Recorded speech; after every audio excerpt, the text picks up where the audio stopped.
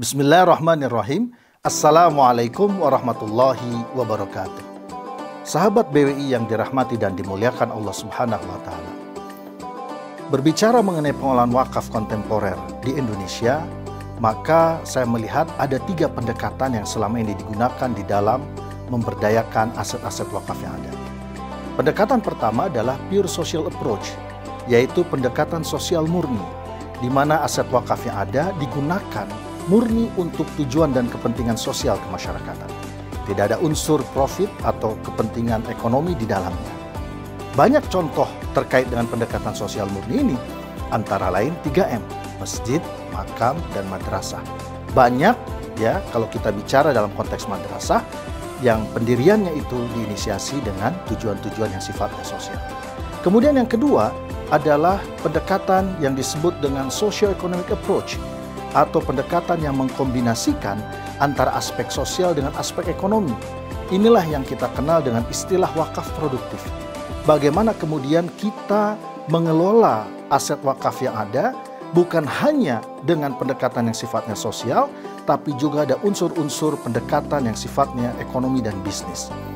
Ada pola skema investasi yang dikembangkan, yang dilakukan, dimanfaatkan, sehingga aset wakaf yang ada itu memiliki nilai ekonomis, memberikan manfaat ekonomi yang ini bisa kemudian digunakan untuk kepentingan para penerima manfaat atau mauquf alaih.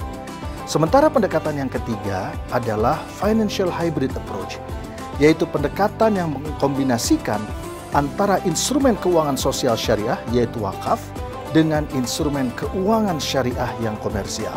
Contohnya yang sekarang berkembang adalah kombinasi antara wakaf dengan asuransi. Kita mengenal istilah wakaf polis asuransi, maupun juga yang sekarang berkembang adalah kombinasi antara wakaf dengan sukuk, di mana kita sudah mengetahui bahwa Indonesia sejak tahun 2020 yang lalu sudah memperkenalkan satu produk yang disebut dengan cash wakaf link sukuk, yang diterbitkan dalam 2 jenis bentuk cash wakaf link sukuk, yaitu sukuk wakaf yang menyasar investornya atau wakifnya adalah institusi, maupun sukuk wakaf retail yang menyasar individu sebagai investor atau wakifnya.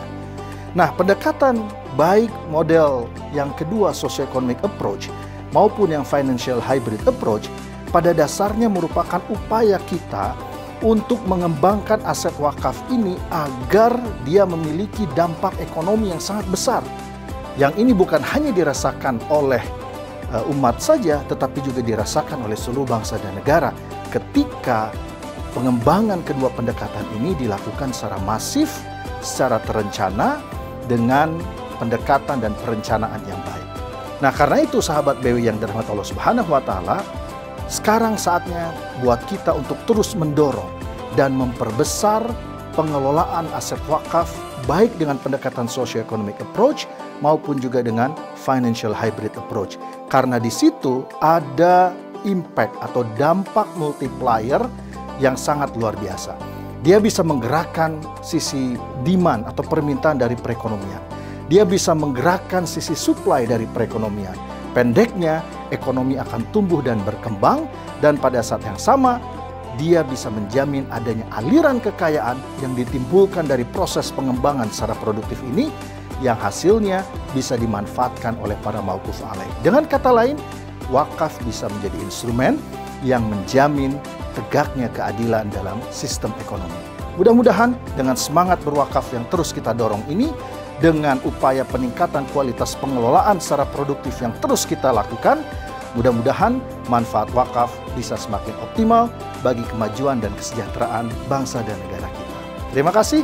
Wassalamualaikum warahmatullahi wabarakatuh.